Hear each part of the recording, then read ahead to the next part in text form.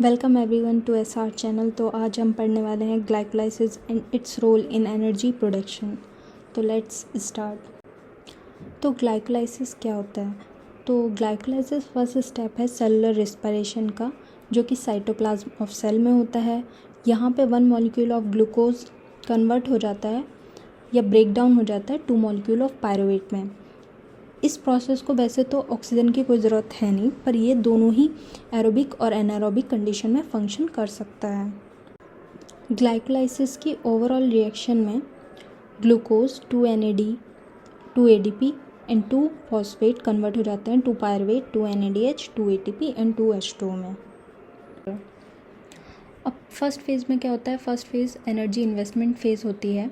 इसमें क्या है? फर्स्ट स्टेप में ग्लूकोज कन्वर्ट हो जाएगा ग्लूकोज 6 फॉस्फेट में इन प्रेजेंस ऑफ हेक्सोकाइनेज, जिसमें 1 ATP यूज़ होगी।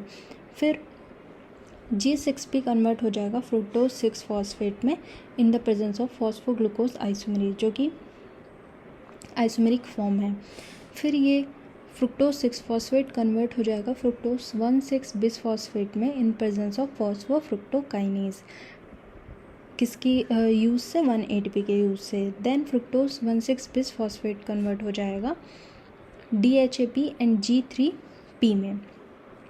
ये जो 2 मॉलिक्यूल हैं ये 3 कार्बन मॉलिक्यूल हैं, जो कि एंजाइम यहाँ यूज़ होगा एल्डोलेज।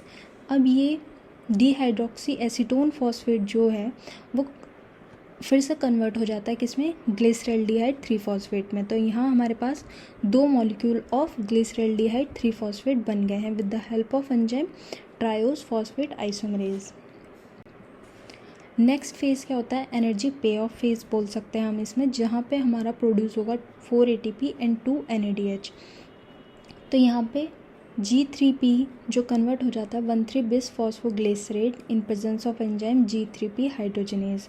यहाँ पे 1 ATP पर G3P मॉलिक्यूल बनेगा। उसके बाद 7 स्टेप में 1,3 BPG जो है वो कन्वर्ट हो जाएगा 3 फॉस्फेट ग्लिसरेट में in presence of phosphoglycerate kinase. यहाँ पे क्या होगा? पर मॉलिक्यूल 1 ATP का प्रोडक्शन होगा। नेक्स्ट स्टेप में 3 फॉस्फेट ग्लिसरेट कन्वर्ट हो जाएगा 2 फॉस्फोग्लिसरेट में इन प्रेजेंस ऑफ फॉस्फोग्लिसरेट म्यूटेज। उसके बाद ये जो 2 फॉस्फोग्लिसरेट है वो कन्वर्ट हो जाएगा फॉस्फोइनॉल पायरुवेट में in presence of enzyme enolase, जो प्रोड्यूस करेगा वाटर। उसके बाद फॉस्फोइनॉल पायरुवेट कन्वर्ट हो जाएगा पायरुवेट में in presence of pyruvate kinase. तो ये हमारा एंड प्रोडक्ट होगा। तो हमने टोटल कितना मिला? 4 ATP मिला, 2 NADH मिला ग्लाइकोलाइसिस के प्रोसेस में, और यूज़ कितने हुए थे? 2 ATP। तो टोटल हमारे पास 2 ATP एंड 2 NADH मिलता है। ये एक समरी टेबल है जिससे आप इजीली रिमेंबर कर सके जो आपने पढ़ा है। तो यहाँ शॉर्ट फॉर्म में हमने सबस्ट्रेट और प्रोडक्ट के नाम दे रखे हैं ताकि आप इजीली रिमेंबर कर सकें और कौन कौन से एंजाइम इसमें यूज़ हो रहे हैं और कितनी एनर्जी या इलेक्ट्रॉन यील्ड बन रहा है। उसके बाद रोल इन एनर्जी प्रोडक्शन। तो फर्स्ट है ATP जनरेशन। तो ATP जनरेशन 2 ATP बन रहे हैं, और ग्लाइकोलाइसिस का जो प्रोसेस है वो किससे इनिशिएट होता है? वो ATP से ही इनिशिएट होता है। फर्स्ट स्टेप ATP से ही इनिशिएट होगा।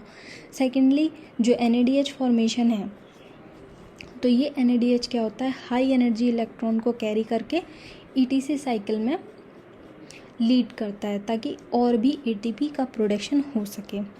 और अदर पाथवे जैसे कि ऑक्सीजन की अगर प्रेजेंस है तो जो पायरुवेट लास्ट सबस्ट्रेट बना है हमारा वो एंटर कर जाता है माइटोकॉन्ड्रिया में और फिर कन्वर्ट हो जाता है एसिटाइल कोएंजाइम में, जो कि आगे एंटर जाके क्रेब्स साइकिल में होगा, फिर ETC में, और टोटल 36 ATP को जनरेट करेगा। उसके बाद अगर ऑक्सीजन नहीं है तो यहाँ एनारोबिक कंडीशन में क्या होता है? पायरुवेट फर्मेंटेशन प्रोसेस में चला जाएगा और लैक्टिक एसिड एनिमल्स में बनाता है और इथेनॉल ईस्ट में बनाता है। और उसके बाद रेगुलेशन ऑफ ग्लाइकोलाइसिस कहाँ कहाँ होता है? जैसे हेक्सोकाइनेस फर्स्ट स्टेप इनिबिट होता है G6P से।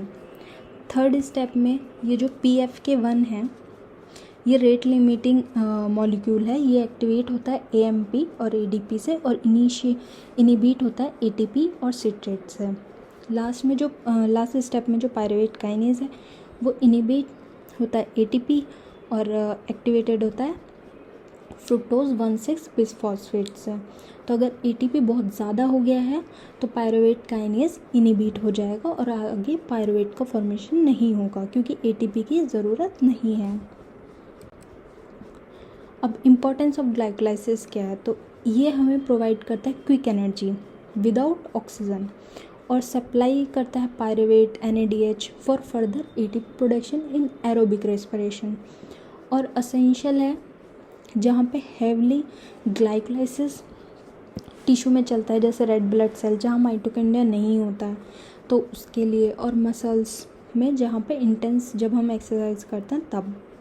तो थैंक यू सो मच। अगर आपको ये वीडियो अच्छी लगी हो, अगर आपको ग्लाइकोलाइसिस का प्रोसेस समझ में आया तो प्लीज़ लाइक करें, शेयर करें और चैनल को सब्सक्राइब कर दें।